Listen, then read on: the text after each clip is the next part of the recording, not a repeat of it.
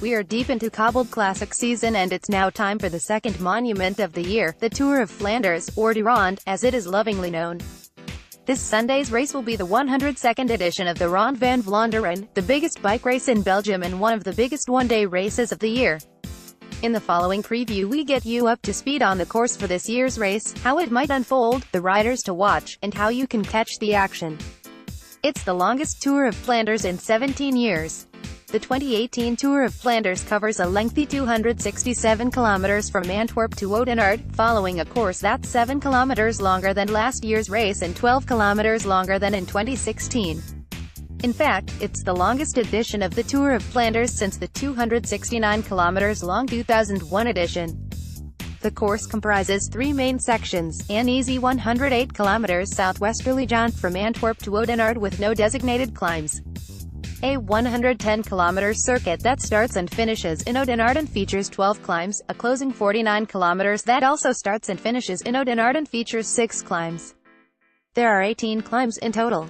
The Tour of Flanders is defined by its short but steep climbs, or hellingen, in Flemish, many of which are on rough cobblestone roads. As noted above, this year's 18 climbs are concentrated in the final 150 kilometers of the race, making for a race that gets harder as it goes along. The climbs used this year, and the order they appear in, are almost identical to last year. The only alteration is the day's third climb. Gone is the Eikeberg and in its place is the Edelerberg. The more significant climbs come much later, however. The famous Muur van Geraardsbergen is the 8th climb of the day, peaking 97 kilometers from the finish line. It came back into the Flanders course last year after a 6-year hiatus and, being so far from the finish, it seemed unlikely to have an impact on the race. But it did have an impact, thinning the peloton and paving the way for a long-range solo attack from the lead group by Philippe Gilbert. Don't be surprised if the Muur plays a role again in 2018. The Koppenberg's climb. It's an infamously steep and rough ascent that often forces riders to unclip when things slow to a crawl. But the most important climbs of the day are the Oude Quermont, 2.2 kilometers at 4%, max 11%, and the Potterberg, 400 meters at 12.5%.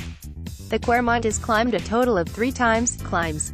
As such, the Oude Quermont and Potterberg are the final 2 climbs of the day, peaking 17 kilometers and 14 kilometers from the finish respectively.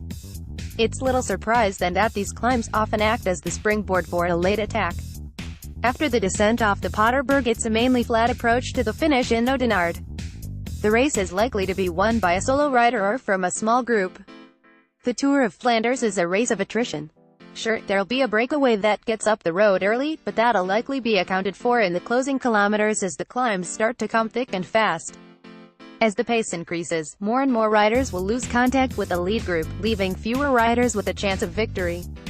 As mentioned above, it's the Oude Quermont and the Potterberg that normally prove most decisive. Whoever can get over the final ascent of the Potterberg at the front, either alone or in a small group, has a good chance at victory. To illustrate the attritive nature of the Tour of Flanders, consider the past 10 editions of the race. 6 editions were won solo: 2008, 2009, 2010, 2013, 2016 and 2017. 1 was won from a group of 2, 2015. 2 were won from a group of 3, 2011 and 2012. 1 was won from a group of 4, 2014. The last time a group bigger than 4 riders contested the finish was in the aforementioned 2001 edition, when Gianluca Bortolami won from group of 8. The Flanders favourites Harelbeke and Gent-Wevelgem provide clues, but it's impossible to say who has the legs until race day. Still, riders and teams come into de Ronde with certain consistent strengths and weaknesses. Here are the favourites, roughly in order of their odds of victory. Anyone on Quick-Step. A race of attrition like Flanders goes to the strongest man, except when it doesn't. There is room to play team tactics, and the outfit best suited to do so is Quick-Step Floors.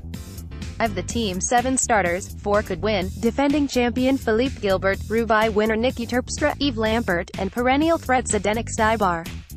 Quick-Step is the strongest team in the race. It has the most cards to play. Its tactics at Harelbeke proved it's willing to play them, and play them early.